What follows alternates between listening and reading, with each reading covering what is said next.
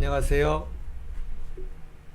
저는 의정부 호원미래학원과 갤리학원을 운영하고 있는 원장입니다.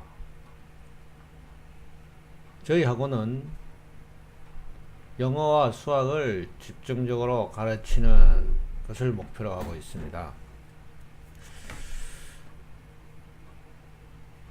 수학의 경우 우리들은 다른 학원과 좀 다른 방법을 취하고 있습니다.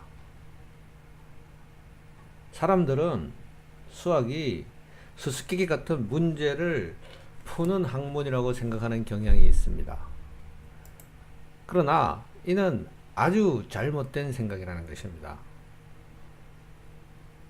수학이라고 하는 것은 문제를 푸는 학문이 아니라 읽는 학문입니다. 지금부터 왜 수학이 수수께끼 같은 문제를 푸는 학문이 아니라 읽는 학문인가 하는 것을 설명하도록 하겠습니다. 그렇게 함으로써 지금 잘못된 방향으로 가고 있는 수학 교육을 제대로 된 방향으로 이끌을 필요가 있다는 것입니다. 먼저 수학이라고 하는 것, 즉 수라고 하는 것이 수학이라고 하는 것 이전에 수라고 하는 것이 도대체 무엇인가를 한번 살펴보도록 하겠습니다.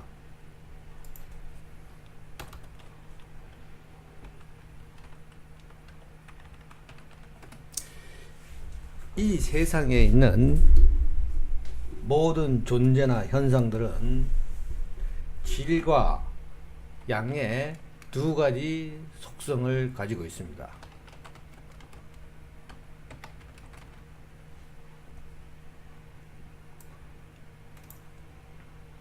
예를 들어서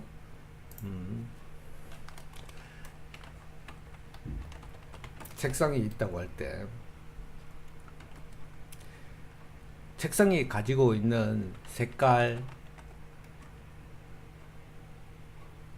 공부하는 가구,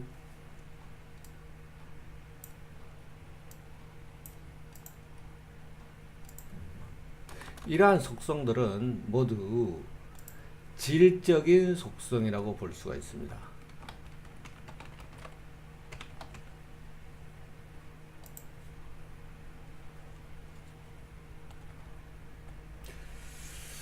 자, 그런데 책상에 이런 속성들 외에 또 다른 속성이 있는데 그것은 바로 무게,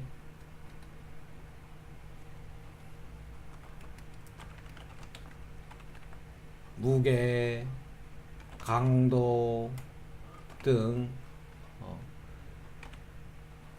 수치로 환산할 수 있는 부분들이 있는 것입니다.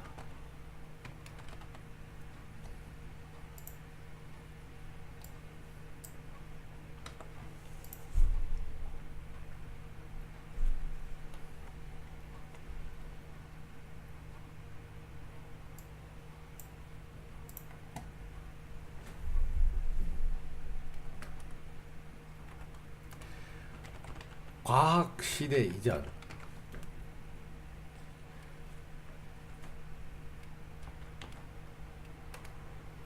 우리 인간들의 세계 인식 방법은 주로 질적 속성을 통한 것이었습니다.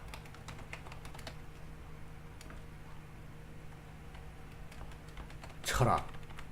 그 대표적인 학문이 철학인 것이죠. 철학.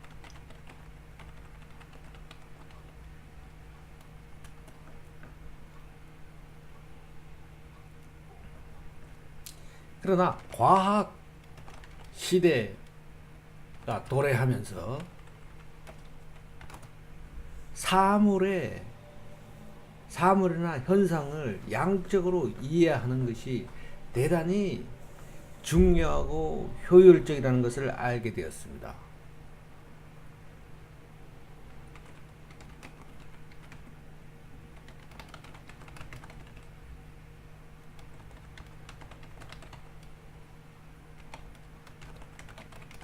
필수적인 것으로 인식된 것이죠. 자,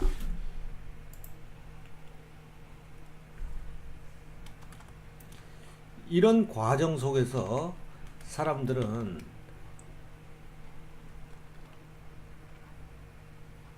존재나 현상을, 존재 혹은 현상을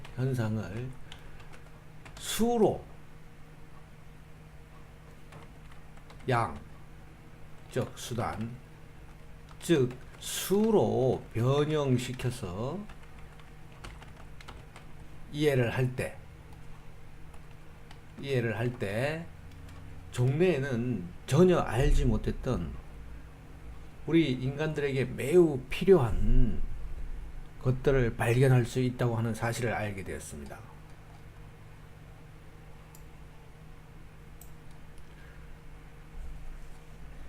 이게 바로 물리학과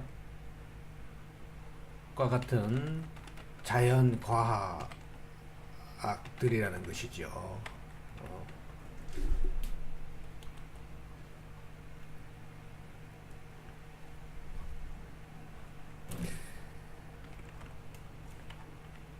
자연 수를 통한, 양을 통한 세계의 이해, 이것이 자연과학이었고, 이 속에서 인간들은 수의 위대성을 알게 된 것입니다. 따라서 수를 자세하게 연구하고 체계적으로 만들면 우리가 몰랐던 이 세계의 진리를 알 수 있게 될 것이라고 생각을 갖게 된 것입니다. 그것이 바로 수학이라는 학문의 탄생 동기라고 볼 수 있습니다.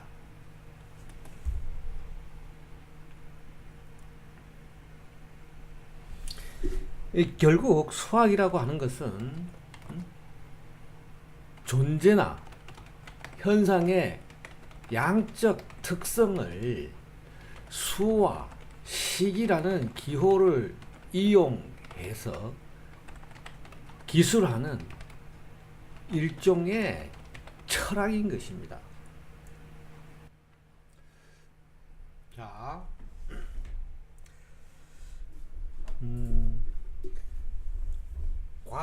제가 지금 이렇게 얘기를 진행하다가 보니까 과학 시대 이전에는 그러면 수학이 없었느냐 하는 의문을 던질 수 있겠습니다.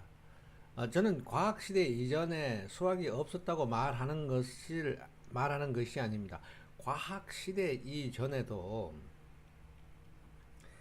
세계의 양적 특성을 수치화해서 이해하고자 하는 그런 많은 노력들이 있었죠.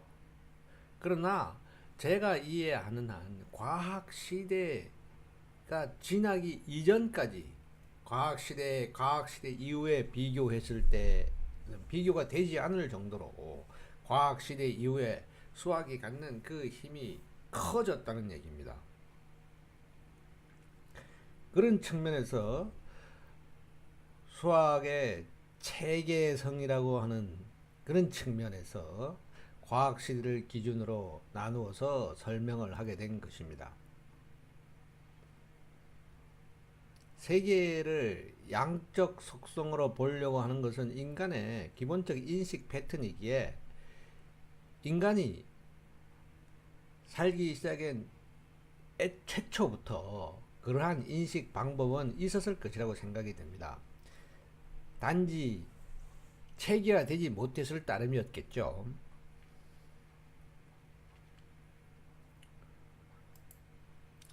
그리고 철학이라고 명명할 때 본래 철학이 가지고 있는 속성, 즉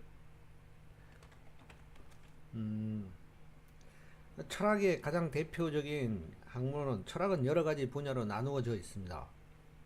그 중에 철학의 핵심적인 것은 형이상학이죠. 형이상학.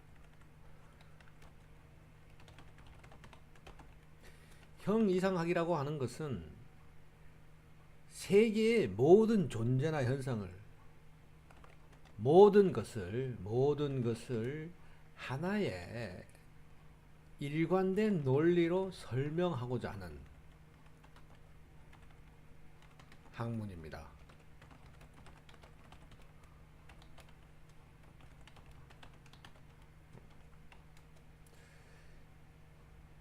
논리적 모순이 없이 이 세계의 모든 것을 설명하고자 시도하는 학문이라는 것이지요. 논리적 모순 없이 말입니다. 철학의 이런 정의에서 본다면은 현재 수학은 질적인 측면에서 철학이 이루어왔던 그 완성도에 비교하면 거의 비교가 되지 않을 수 없을 정도로 왜소하지요. 수학이 철학에서 갖는 위치 말입니다. 그러니까 현재 수학의 철학에서의 위치는 왜소하지요. 왜소하다.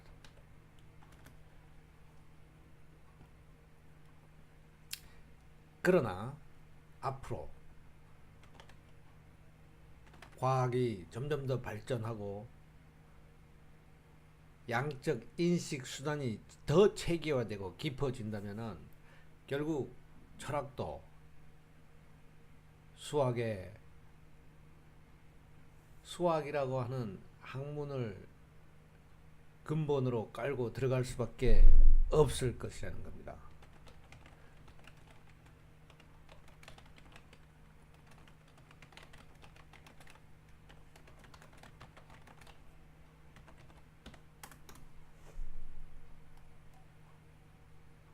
결국 수학이라고 하는 것은 현재 베베 꼬인 수수께끼 같은 문제를 푸는 그러한 것이 아니라는 것입니다.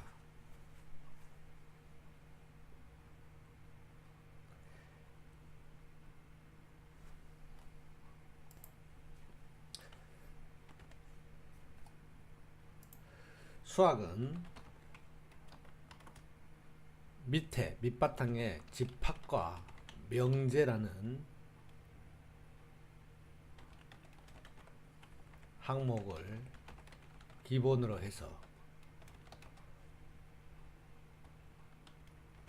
함수라는 수단을 통하여 세계의 원리를 밝히는 학문이라고 할 수 있습니다.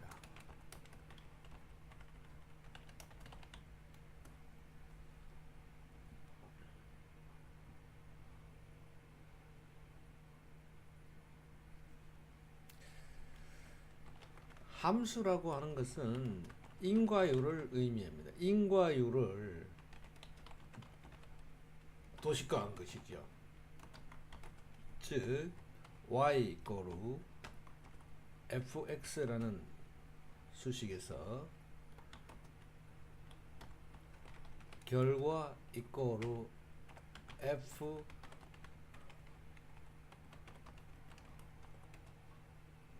원인이라는 것입니다.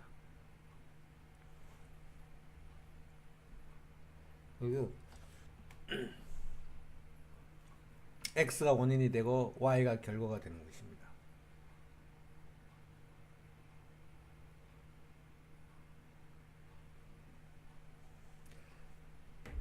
다음 해에는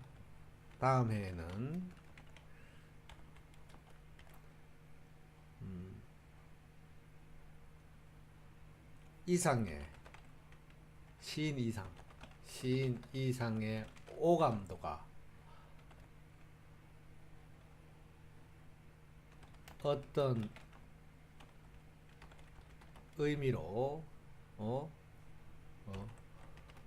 해석될 수 있는가를 보면서 그 속에 수의 근본 원리가 숨어 있다는 것을 살펴보도록 하겠습니다.